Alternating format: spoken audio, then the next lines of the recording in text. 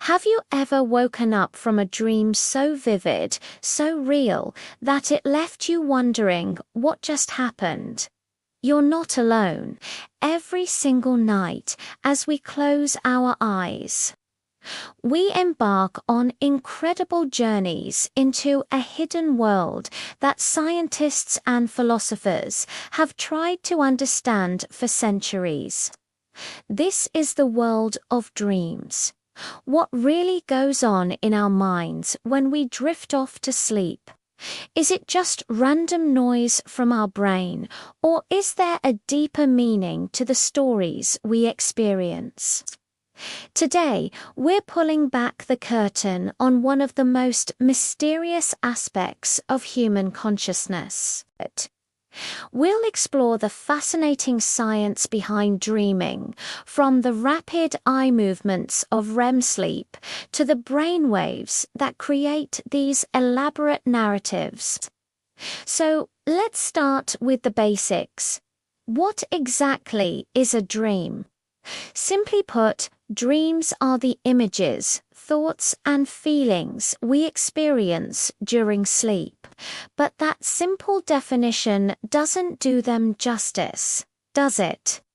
We've all had those dreams that feel more like blockbuster movies with complex plots, emotional highs and lows, and characters we've never met. It all happens in our own private theatre of the mind. The part of our sleep cycle most associated with vivid dreaming is REM sleep, which stands for rapid eye movement. During this stage, your brain activity actually looks a lot like it does when you're awake. Your heart rate increases, your breathing becomes irregular, and, as the name suggests, your eyes dart back and forth behind your closed eyelids. It's like your brain is wide awake, but your body is thankfully paralyzed, which prevents you from acting out your dreams. This safety mechanism is called REM atonia, and it's what keeps you safely in bed while you're busy flying over a city or running from a monster. But why do we even need to dream? That's the million-dollar question, and there are several compelling theories. One popular idea is that dreaming is a way for our brains to process the day's events and emotions. Think of it as a nightly mental filing system. Your brain sorts through all the information you took in, consolidates important memories, and discards the clutter. This is why you might dream about a conversation you had or a problem you were trying to solve. The dream might present the situation in a bizarre, symbolic way, but it's your mind's attempt to make sense of it all. This emotional regulation is crucial. Dreaming can act as a sort of overnight therapy session, helping you work through stress, anxiety, or excitement in a safe, simulated environment. It allows you to confront fears or rehearse social situations without any real-world consequences. Another fascinating theory is the threat simulation theory. This suggests that dreams, especially nightmares, evolved as a way for our ancestors to practice their fight-or-flight responses by dreaming about dangerous situations like being chased by a predator. Our brains could rehearse escape strategies and sharpen our survival instincts. So, that terrifying nightmare you had last night might have just been your brain running a safety drill. While it's certainly not pleasant, it could be a leftover evolutionary tool designed to keep you sharp and prepared for potential dangers in your waking life. This theory helps explain why so many common dreams involve themes of falling, being chased, or being unprepared for an important event. It's your mind's virtual reality training ground. Speaking of common dreams, let us talk about some of the universal themes that pop up in people's dreams all over the world. Have you ever dreamt of flying? This is often interpreted as a feeling of freedom, control, and empowerment. On the flip side, dreaming of falling can symbolize a sense of insecurity, loss of control, or anxiety in your waking life. Another common one is being back in school and realizing you have a test you did on study for. This dream isn't really about school. It's usually about feeling unprepared or judged in your current life, maybe at work or in a relationship. And what about the classic dream of your teeth falling out?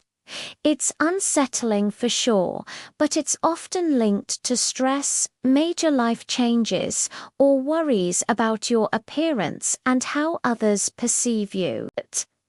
It's important to remember that these are just general interpretations.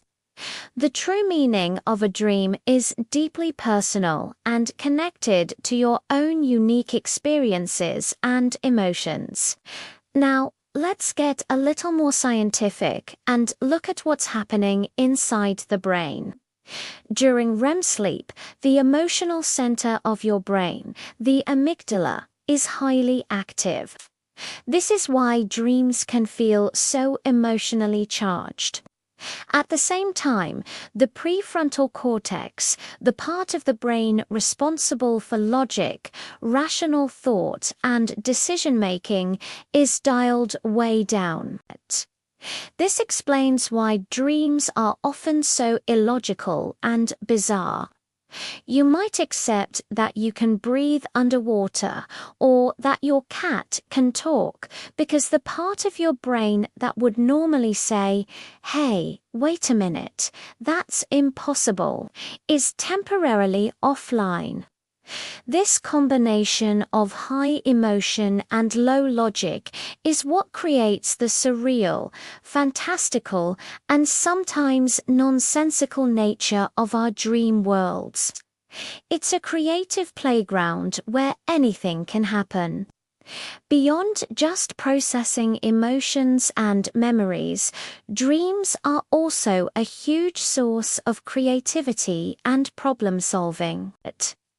How many times have you woken up with a brilliant idea or a new perspective on a problem you've been stuck on?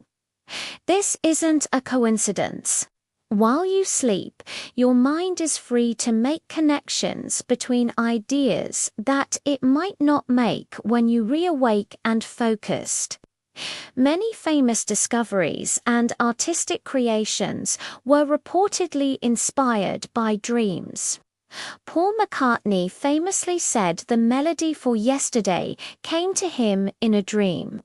The inventor of the sewing machine, Elias Howe, supposedly figured out the design for the needle after a nightmare. Your brain doesn't stop working when you sleep. It just works differently. It explores possibilities and comes up with creative solutions that your logical, waking mind might have missed. So, if you're ever facing a creative block, the old advice to sleep on it is actually backed by science. But what about those dreams that seem to go beyond our personal experiences? Some people believe that dreams can connect us to something larger, whether it's a spiritual realm or a collective unconscious. This idea was famously explored by psychoanalyst Carl Jung. He proposed that in addition to our personal unconscious, filled with our own memories and repressed thoughts, we also tap into a collective unconscious. This is a shared reservoir of experiences and symbols, called archetypes, that are common to all of humanity. Think of archetypes like the wise old man, the hero, or the trickster. Jung believed these universal symbols appear in our dreams, as well as in myths and religions across cultures, because they represent fundamental aspects of the human experience. While this is more of a psychological and philosophical theory than hard science, it offers a compelling explanation for why people from vastly different backgrounds often report having similar dream themes and symbols. So, how can you start to understand your own dreams better? One of the most effective methods is to keep a dream journal. The moment you wake up, before you even get out of bed, try to write down everything you can remember. Dreams fade incredibly quickly, so you have to capture them fast. Don't worry about grammar or making sense of it. Just get the details down. What was the setting? Who was there? What happened? Most importantly, how did you feel? Over time, you might start to notice patterns. Maybe you have anxiety dreams every Sunday night before the work week begins. Or perhaps you dream about water whenever you're feeling overwhelmed with emotion. Keeping a journal helps you build a personal dictionary of your dream symbols. What a snake represents in your dream might be completely different from what it means to someone else. It's your personal symbolic language. Now, let's address the darker side of dreaming, nightmares and night terrors.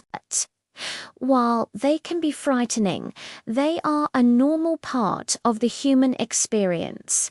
Nightmares typically occur during REM sleep and are essentially just bad dreams with a very strong emotional punch.